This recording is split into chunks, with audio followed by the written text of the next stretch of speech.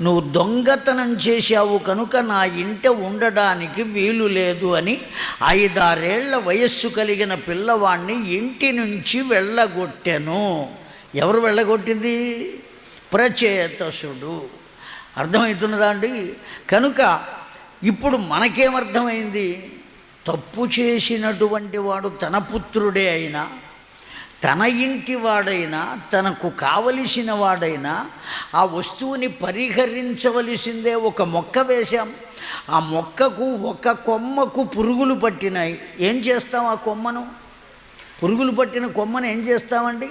విరిచేసి అవతల పారవేస్తాం మిగతా మొక్కను కాపాడడం కోసం.